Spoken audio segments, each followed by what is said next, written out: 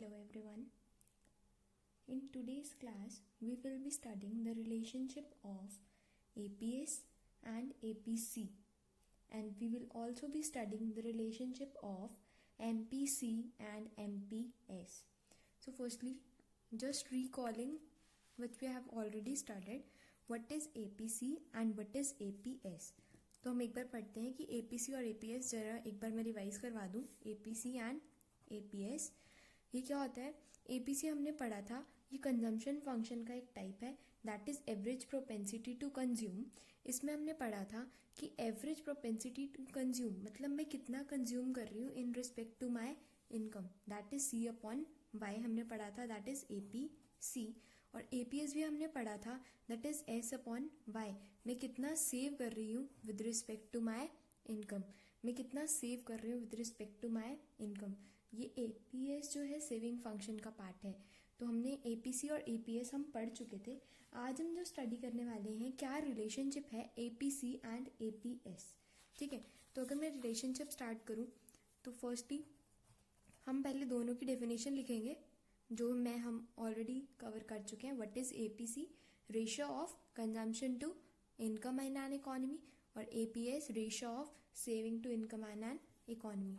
अब आता है relationship of APC and APS. क्या रिलेशनशिप है देखते हैं ज़रा. देखो APC plus APS, APC plus APS, देखते हैं क्या बनता है. APC का फॉर्मूला क्या होता है हमारे पास, दैट इज अगर मैं बात करूँ APC is C upon Y, और APS का फॉर्मूला क्या होता है S upon Y, saving to income. Can I take the LCM? LCM ले लिया मैंने Y, that is consumption plus saving. क्या होगा ऊपर, कंजम्पशन प्लस सेविंग.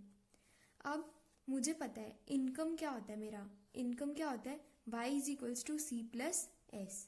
क्यों होता है Y is equals to C plus S?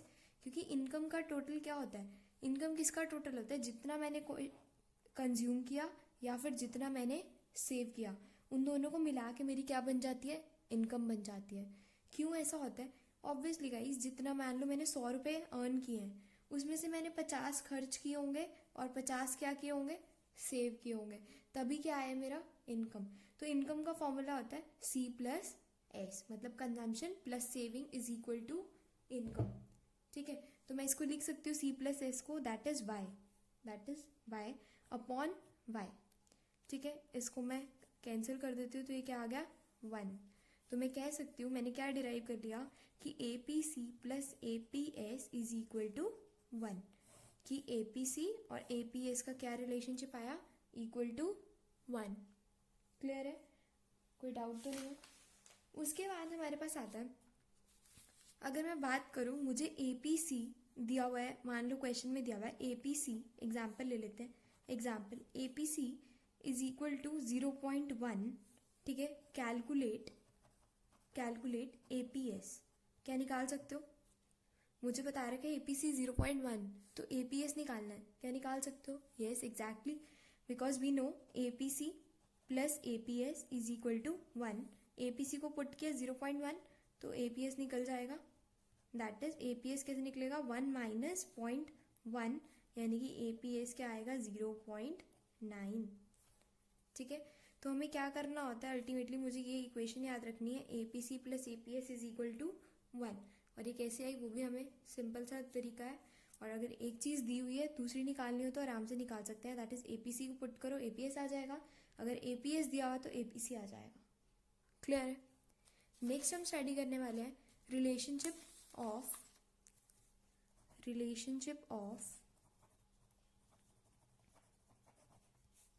MPC and MPS. ठीक है, अब इसको पढ़ने के लिए मैं एक बार फिर से रिवाइज करवा दूं. MPC भी हम पढ़ चुके थे और MPS भी हम पढ़ चुके हैं, इससे पिछले वाले लेक्चर में हमने कवर किया था इसको. MPC किसका पार्ट है, कंजम्पशन फंक्शन का पार्ट है. किसका पार्ट है, कंजम्पशन फंक्शन का.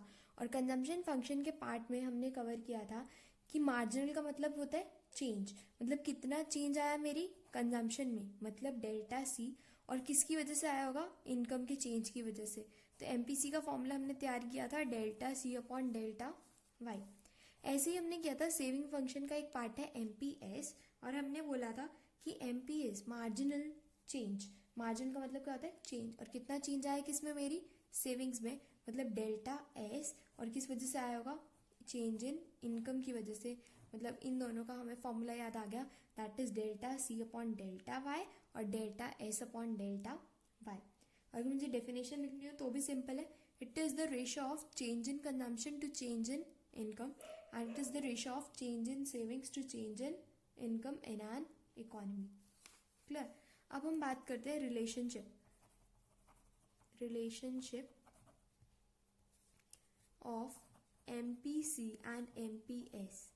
कैसा रिलेशनशिप आता है, relationship of MPC and MPS। We know, again लेते हैं MPC प्लस MPS।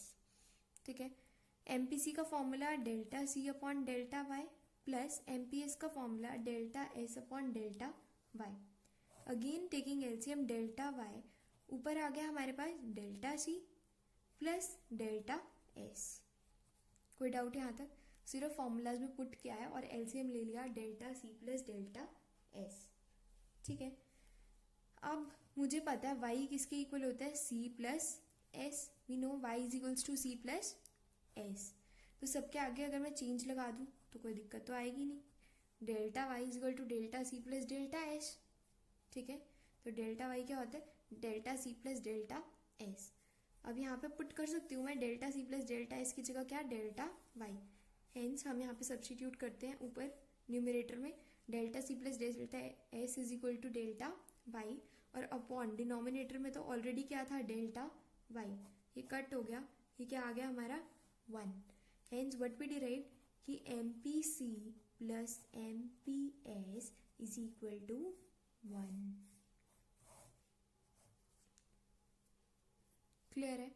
हमने अभी क्या सीखा कि APC और APS भी 1 होते हैं और MPC और MPS भी क्या होते हैं 1। क्लियर है, APC and APS is 1 and MPC and MPS is again 1। Okay, example लेते हैं हम फिर से, यहीं पे मैं कवर कर रही हूँ example.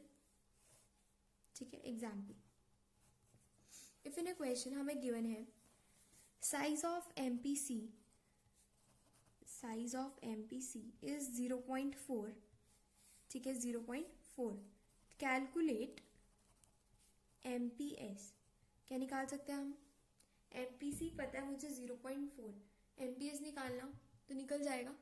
Yes, it's simple, because MPC plus MPS क्या होता है 1। ठीक है, MPC पता है 0.4, तो MPS कितना आ जाएगा, यानी कि MPS आ जाएगा 1 माइनस 0.4 यानी कि 0.6। क्लियर है ये चीज? आई डोंट थिंक इसमें कोई डाउट होगा। अल्टीमेटली व्हाट वी डिराइव्ड, हमने क्या सीखा, एक बार मैं फाइनल समरी लिख रही हूँ। Summary, APC plus APS is equal to 1। तो मुझे ध्यान रखना है, या तो ये इक्वेशन यूज़ करनी पड़ सकती है, कहीं पर भी यूज़ हो सकती है, और जब न्यूमेरिकल्स आएंगे तो इट्स वेरी इंपॉर्टेंट टॉपिक। हम अगर APC निकालना हो तो हम क्या ले लेंगे 1 माइनस APS, और अगर APS निकालना हो तो हम क्या ले लेंगे 1 माइनस APC। क्लियर। एक और रिलेशनशिप हमने सीखा MPC प्लस MPS, वो भी क्या होता है 1। MPC plus MPS is equal to 1, और अगर मुझे MPC निकालना हो तो क्या ले लेंगे 1 माइनस MPS, और अगर MPS निकालना हो तो क्या ले लेंगे 1 माइनस MPC। क्लियर है, आई डोंट थिंक इसमें कोई डाउट होगा। ठीक है, एक बार इसका एक न्यूमेरिकल करके देखते हैं। एग्जाम्पल ले रही हूँ मैं एक और। APC दिया हुआ है इकोनॉमी में 0.1, 0.3, 0.8, 0.2। आपको APS निकालना है, APS निकालना है, तो क्या होगा APS कैसे निकलेगा, दैट इज 1 माइनस APC। यही वाला फॉर्मूला 1 माइनस APC।